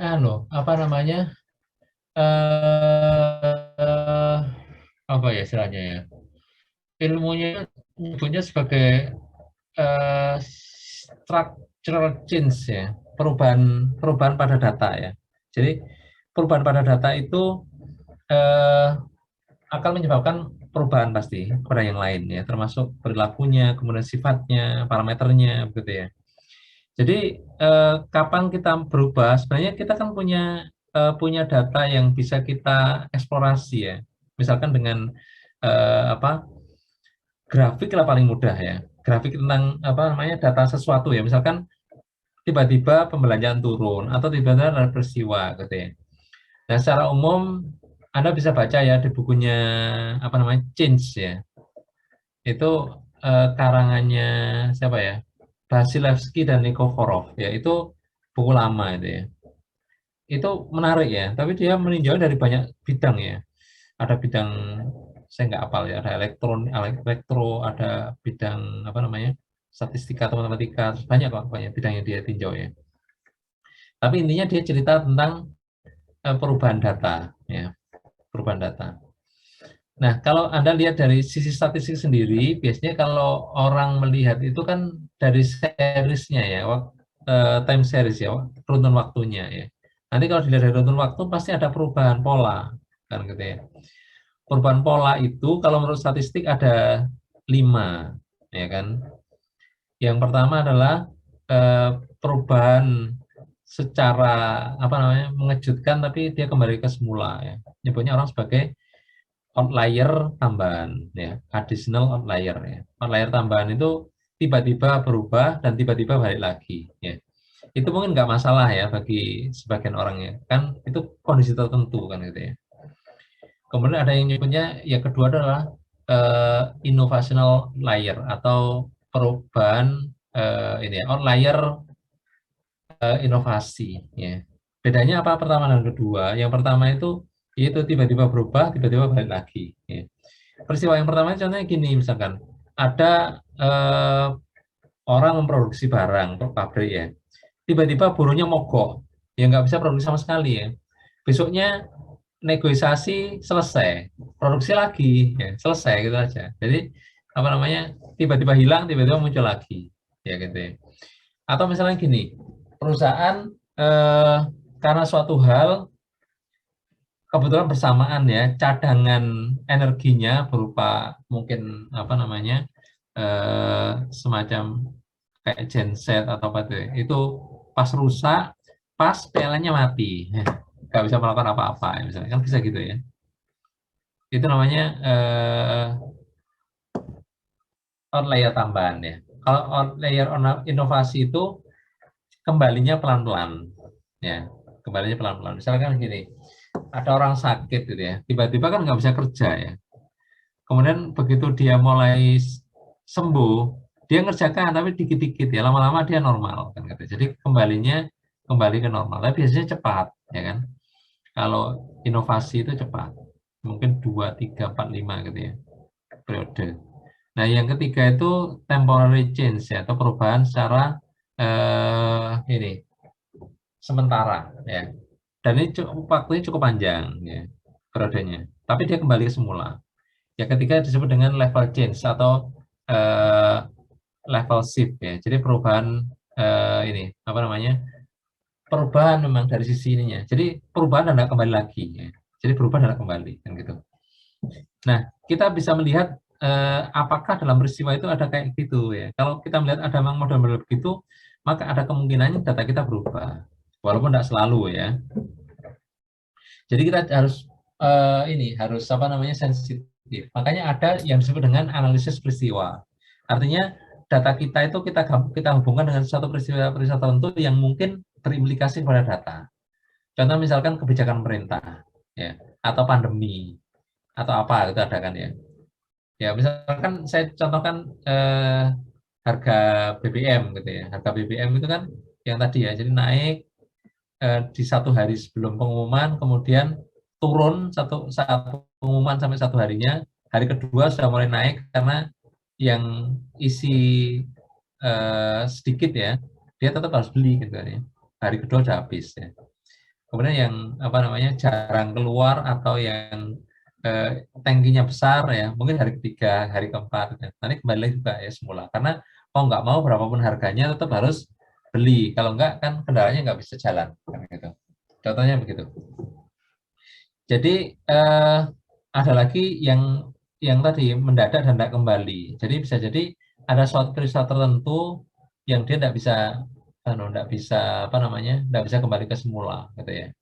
Jadi misalkan kalau misalkan harga bahan pokok tertentu ya lebih dinaikkan, katakanlah misalkan harga daging ayam dinaikkan, maka orang akan lari ke lauk yang lain kan gitu. Bagi yang nggak mampu dia tidak akan maksa untuk makan daging ayam karena tidak akan cukup budgetnya untuk 1 bulan. Akhirnya dia harus pindah ke tempe atau telur gitu kan ya. Jadi komoditas yang lain yang naik, komoditasnya untuk ayam dia turun penjualannya kan gitu ya. Contohnya begitu ya. Jadi situasi apa yang menyebabkan berubah itu adalah ya kita lihat peristiwanya. Sehingga kalau dalam apa namanya yang saya sebutkan tadi ada yang disebut dengan analisis peristiwa. Ya. Itu ada itu yang mahasiswa MMT yang tesisnya tentang itu ya, analisis peristiwa. Ya. Jadi keadaan-keadaan tertentu yang dia mengaruhi data. Ya. Kalau mengaruhi data ya sudah berarti kita perhitungkan. Ya, dalam tes itu dijelaskan tentang ini, tentang apa namanya pengaruh COVID terhadap harga saham dari perusahaan konstruksi. Ya. Memang ada pengaruhnya, terlihat. Ya. Seperti itu. Jadi perubahan struktur data ya, baik sementara maupun permanen, itu biasanya disebabkan peristiwa tertentu yang mirip dengan itu ya. Jadi kalau kadang-kadang peristiwa itu menyebabkan dia perubahan secara permanen atau secara sementara. Kalau harga bahan pokok atau hal yang sangat penting nggak bisa ditukar, itu orang tetap akan kembali ke semula ya. Ininya apa? Tingkat penjualannya. Karena memang mau nggak mau dia harus beli. Tapi kalau masih ada alternatifnya, biasanya dia menjadi level shift. Jadi dia berubah dan tidak kembali. Ya. Makanya kita harus apa namanya lebih sensitif melihat apa yang ada ya peristiwa yang ada. Apakah pemerintah membuat kebijakan baru yang memudahkan? Apakah pemerintah menaikkan pajak? Apakah BBM dinaikkan dan seterusnya ya? Itu juga menyebabkan terjadi ini. Atau misalkan yang berakibat yang panjang seperti pandemi ini ya. Ada pandemi ya otomatis terubah semuanya gitu ya. Oke. Silakan kalau ada yang ingin ditambahkan atau yang lain komentarnya boleh. Silakan. Pak Ato, saya masih mau nanya, Pak. Berarti Ya, kalau gitu tadi dari yang Pak Ato sampaikan, berarti bisa dibilang sebenarnya ketika ada peristiwa yang menginterrupt suatu insight gitu, itu model itu harus berarti analisa itu harus langsung diperbarui ya Pak. Maksudnya, tapi kan kalau misalnya kayak gitu Pak, misalnya kayak contohnya kalau kita misalnya mendetailkan setiap peristiwa gini kayak di COVID gini kan sebenarnya peristiwanya kalau dilihat secara mikro itu pasti banyak kebijakan-kebijakan lain kan, misalnya ada PPKM jilid 1, 2, 3 gitu kan misalnya, atau enggak tiba-tiba ada yang pajak mobil diturunin atau pajak rumah dinaikin, itu kan kalau dilihat secara mikroekonominya kan bakal banyak peristiwa gitu kan ya Pak. Nah kalau kayak gitu kan nggak mungkin kita setiap ada kebijakan baru kita memperbarui insight gitu ya. Nah apakah sebenarnya itu ada kayak kalau dari saya sendiri saya masih rada bingung gitu loh Pak. Maksudnya kalau anggaplah contohnya COVID ini Pak. Kalau contohnya COVID ini tuh ketika kita masuk momen COVID, ya udah kita analisa dari COVID itu aja buat nanti sampai COVID-nya selesai, atau setiap ada kayak perubahan kebijakan PPKM, ada PPKM 1, 2, 3, dan sebagainya gitu, itu kita harus memperbaharui insight-nya terus Pak? Atau? Ya, itu ada dua cara ya. Cara pertama adalah dari data, cara kedua dari peristiwa. Kalau dari peristiwa, jadi setiap ada peristiwa, kita tes peristiwanya berpengaruh enggak terhadap data, kan gitu. Cara kedua, dengan cara melihat datanya. Kalau ada perubahan dari data, kita cek ada enggak itu intervensi atau ada peristiwa. Ya, jadi enggak semua peristiwa dilihat, hanya yang berpengaruh pada data. Cuman cara filteringnya itu bisa dari data, bisa dari peristiwa. Kalau dari peristiwa, setiap peristiwa dimasukkan, dicek satu-satu, berpengaruh enggak? Kalau enggak berpengaruh, dihilangkan. Enggak berpengaruh, dihilangkan. Kalau berpengaruh, baru dimasukkan model. Atau cara kedua tadi, yaitu dari data. Selama enggak ada perubahan pola, ya biarkan saja apapun peristiwanya. Nah, begitu ada perubahan, baru kita cek tanggal itu ada apa. Ya, kita lihat di koran, kita lihat di mungkin TV ataupun di mana-mana gitu ya.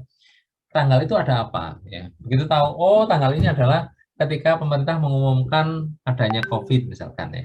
Oh ini terjadi ketika apa gitu ya. Jadi ada cari peristiwa yang berkaitan dengan itu, yang berdekatan dengan terjadinya perubahan data. Ya. Jadi bukan semua peristiwa kemudian masukkan model, karena biasanya nggak semua berpengaruh, ya kan. Jadi ada yang berpengaruh kecil, ada yang nggak berpengaruh, ada yang berpengaruh besar. Ya. Jadi yang berpengaruh saja yang diperhitungkan. Ya. Caranya dengan dua tadi ya. Setiap peristiwa dicek mana yang berpengaruh pada data, atau dari data mana yang berpengaruh, dicek peristiwa apa yang terjadi pada saat itu. Ya, silakan. Ingin bertanya Pak atau? Ya. Ya, Pak, yang ingin saya tanyakan Pak terkait dengan analytics project ini Pak. Apakah dikatakan ini analytics kalau ada pengaruh antara apa yang menjadi variabel Y misalnya Pak ya, dengan faktor-faktor yang mempengaruhi, misalnya variabel X atau yang lain. Apakah itu yang dimaksud bisa menjadi analytics project, atau kalau nggak ada pengaruhnya sama sekali, apakah itu bisa menjadi analytics project Pak? Terima kasih Pak. Ya itu saya terangkan di itu ada sebenarnya di taksonomi ya, ini belum nyampe ke sana. Kita baru sampai ke data ya. Nanti di saat metode saya terangkan harusnya di bagian itu kan kita data, metode, informasi. Kita baru bicara data ya. Tapi tidak apa-apa, saya terangkan sedikit ya.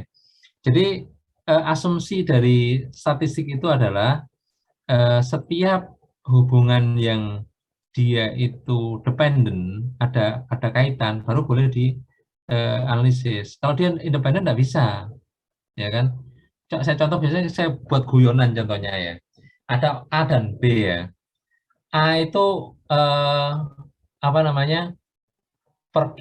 kalau A pergi ke bioskop, B-nya ya kadang belajar, kadang ya makan, kadang ya bioskop, hasilnya.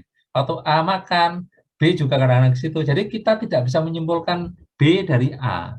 Itu namanya independen. Kalau independen, kita nggak bisa buat model, kita nggak bisa memperkirakan B dari A, ya kan? Tapi kalau kita tahu, kalau A makan, B makan. Kalau A kuliah, B kuliah. Kalau A pulang kos-kosan, B pulang kos-kosan. Kita bisa bilang bahwa dia dependent, ya kan? Berarti dua orang itu bisa dianalisis. Jadi kita bisa bilang, oh kalau kita mau memperkirakan B, lihat aja A, ya kan? Kalau A makan, kita bisa paling B juga makan, gitu kan ya? Kan gitu gampangannya ya. Jadi kalau dia tidak ada hubungannya, independen, ya nggak bisa. Statistiknya nggak berlaku. Dengan cara apa kita mau menggambarkan dia independen, dia tidak ada hubungannya, kan gitu ya. Jadi semuanya harus ada hubungannya. Kalau nggak ada hubungannya nggak bisa. Ya. Nanti lain-lain teknis bagaimana cara ngukur berikutnya ya. Makasih Pak. Ya sama-sama. Ada yang lain? Ya Pak Tok. Mau nanya lagi nih Pak Tok ya. Ya. Ini saya mencoba mencerna untuk ini Pak ya, terkait dengan project analytics ini gitu. Nah kami kan saat ini tuh juga di bagian analytics gitu Pak ya, yang juga kami coba susun project yang ada gitu ya. ya pendekatannya yang melalui metode agile gitu dan juga waterfall gitu ya. Nah, ini menarik nih dengan adanya project analytics. Apakah pendekatannya itu menggunakan seperti itu atau memang ada metode tersendiri gitu Pak di dalam project analytics ini gitu. Kalau yang tadi itu kan lebih umumnya project management gitu Pak ya. Apakah caranya mau agile atau waterfall gitu.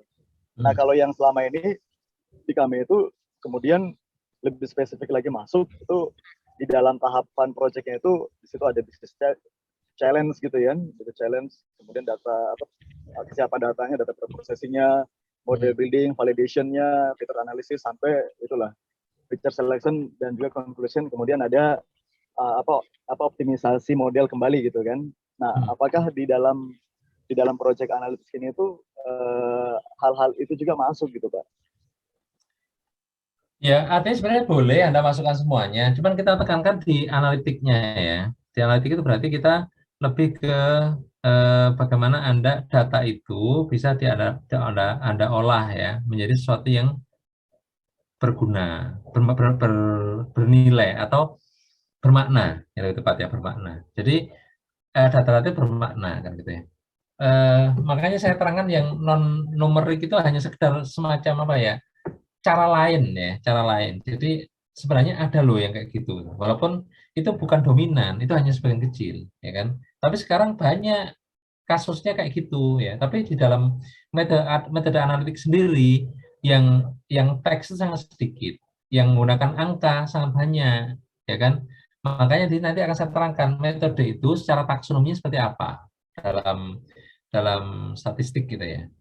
Secara umum begini, kalau untuk menyelesaikan itu bisa dengan dua pendekatan ya. Yang pertama pendekatan teoritik, yang kedua adalah pendekatan ke solusi.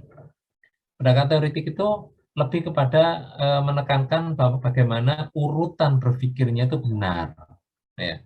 Kalau solusi dia melihat solusi terbaiknya seperti apa. Tidak tahu, agak-agak ngawur, pokoknya benar ya tidak masalah. Pokoknya ngawurnya metodologis misalnya gitu ya. Jadi artinya apa? Nggak tahu gimana logikanya kok bisa begitu misalkan gitu ya. Tapi itu ketemu ya, itu berarti lebih kepada solusi. Tapi ada juga yang orang pendekatannya kepada urutannya. Lah nggak logis kok dipakai itu. Itu apa jaminannya kalau itu solusi itu bukan kebetulan misalkan gitu ya. Jadi agak susah untuk menjawab pertanyaan itu. Jadi dua aliran ini memang dalam beberapa hal nggak ketemu, bahwa dalam beberapa hal yang ketemu. Gitu ya. Kalau orang yang metode solusi bilangnya begini, ya mungkin saja sebenarnya logis juga, cuman logikanya belum ketemu, ya kan? Jadi teori-teori matematika ataupun statistika itu bisa jadi belum sampai kepada rumus itu yang itu mungkin sangat kompleks ya untuk dijelaskan secara matematis. Sehingga dengan black box ya itu bisa ditangkap ya. Jadi artinya memang komputer itu bisa menangkap model ataupun pola hubungan yang itu belum bisa dijelaskan secara matematika, misalnya gitu. Jadi alasan itu bisa dipakai juga kan gitu ya. Jadi nantinya kalau Anda pertanyaan itu ya, jadi arah dari kuliah kita itu tentunya sebenarnya ada data atau angka yang bisa dipakai. Kalaupun teks juga nggak apa-apa ya, itu dengan klasifikasi nanti ya, itu bisa dikelaskan maksudnya. Nah itu bisa dipakai untuk mengambil kesimpulan. Ya, jadi memang harusnya selain logiknya dan itu ya bisa, tapi juga ada faktor ini berdasarkan secara matematis bisa dibuat kesimpulan dari data secara umumnya seperti apa, gitu ya. Nanti saya coba terangkan di metodenya ya, ada taksonominya ya. Oke Pak, jadi kata-kata project di sini itu kita jangan sampai kejebak menyamakan dengan project management gitu Pak ya? Oh bukan. Jadi beda ya? untuk analitik. Jadi analitik itu dibuat project yang Anda kerjakan, namanya gitu. Oh oke, ya Pak. Ya makasih Pak, paham. Ya sama-sama. Baik. Jadi makanya tugasnya project, karena memang judul kuliahnya project. Ya, yang diprojekkan apa? Metode analitik itu ya. Tapi jangan salah makanya kan, jangan salah, itu bukan metode analitik, ada project-kan, nah kan gitu. Ya. Baik, selanjutnya ya, ini tentang data dulu ya. biar waktunya cukup. Kalau nggak cukup nggak apa-apa, minggu depan kita lanjutkan. Ya, baik, sesampainya saja ya. Artinya kalau nggak, ya saya buat yang lebih umum ya. Baik, jadi untuk data secara umum ya Anda mungkin sudah diterangkan di statistika bisnis ya. Jadi ada 4 kategorinya ya untuk skala pengukuran, yaitu nominal, ordinal, interval, rasio. Ini Anda sudah dapat ya. Jadi nominal itu hanya punya satu informasi, yaitu membedakan. Ordinal itu punya 2 informasi, membedakan dan ada urutan. Interval ada 3 informasi, yaitu membedakan, ada urutan, dan jarak. Kalau ada angkanya, jarak antar angka yang sama itu jaraknya sama. Misalnya gini, Anda punya data 1, 2, 3, 4, maka 1 ke 2, 2 ke 3, 3 ke 4 itu sama. Ya. Kemudian rasio, selain 3 itu juga ada nol mutlak. Atau mungkin saya jelaskan sedikit lebih detail kalau misalkan diperlukan ya. Jadi membedakan itu hanya bahwa data itu kalau ada angka atau apapun itu artinya hanya beda. Nggak ada lebih kecil, lebih besar, dan sebagainya gitu. Contohnya gini, Anda ingin ada survei tentang bagaimana orang menyukai warna mobil. Jadi mobil warna apa yang disukai? Ya, misalkan ada merah, kuning, hijau, dan seterusnya gitu ya. Terus di coding dengan 1, 2, 3, 4, 5. Artinya 1 dan 2 itu nggak ada urutan, dia hanya membedakan. Ya. Seperti merah dan hijau itu hanya orang suka saja. Nggak ada dikatakan apa namanya hijau lebih mahal atau hijau lebih bagus, atau tidak ada. Yang ada adalah membedakan ya, bahwa hijau dan merah itu beda. Orang memilih hijau dan memilih merah ya beda saja gitu kan ya. Yang kedua ordinal. Ordinal itu ada urutan ya. Jadi di sini bahwa 1, 2, 3 itu memang ada urutannya, entah urutan naik, urutan turun gitu ya. Misalkan apa? Anda buat klasifikasi ya, bahwa kerusakan pada satu benda ya, karena misalkan dipakai untuk kerja ya, kerusakannya ringan, sedang, berat. Itu kan ada urutan kan kayak. Gak mungkin Anda balik ringan, berat, sedang. Berarti sedang itu lebih daripada berat. Gak boleh ya. Itu namanya ada urutan ya. Atau lagi contohnya apa? Sekolah ya. SD, SMP, SMA. Nah, SD dan SMP ke SMA itu urutan ya kan. Gak boleh orang sekolah dari SD ke SMA baru SMP ya. Baik. Ketiga adalah interval. Jarak antaranya sama ya. Jadi kalau jarak antaranya sama itu misalkan ya dari ringan ke sedang ke berat, nggak ada jaminan jaraknya sama ya kan, entah jarak uang ya atau jarak waktu atau jarak yang lain gitu ya, itu nggak bisa diukur dengan sama gitu ya. Sekolah tadi nggak bisa diukur dengan itu ya. Jadi SD-nya 6 tahun, SMP 3 tahun, SMA 3 tahun, perguruan tinggi berapa tahun ya, misalkan gitu. Jadi nggak bisa dipakai jarak yang sama, maka dia bukan interval. Kalau interval dia harus sama. Misalkan apa? Nilai gitu ya. Nilai Anda misalkan 0 sampai 100 ya. Ya nilai 9 dan nilai 11 ke 13 sama ya. 20 ke 40 dengan 40 ke 60 sama jaraknya kan gitu ya.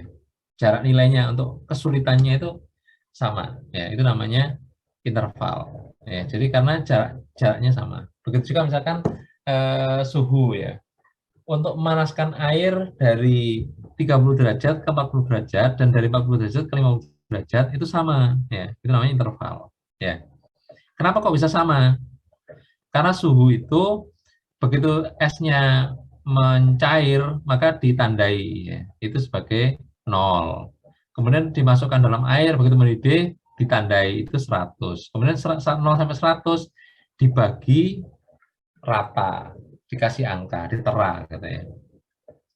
Nah, yang terakhir itu rasio. Rasio itu 0 mutlak. Artinya apa? 0 itu tidak ada kalau rasio ya. Kalau interval 0 itu artinya ada. Jadi suhu 0 derajat itu bukan tidak punya suhu. Orang dapat nilai 0 bukan tidak punya nilai. Yang nggak punya nilai itu yang nggak ikut ujian, ya kan? Oke ya. Sedangkan berapa kilometer Anda jalan? 0 kilometer. Berarti 0 punya nilai kan? 0 itu kalau kalau 0 artinya nggak jalan, ya kan ya. Jadi saya, kamu apa namanya?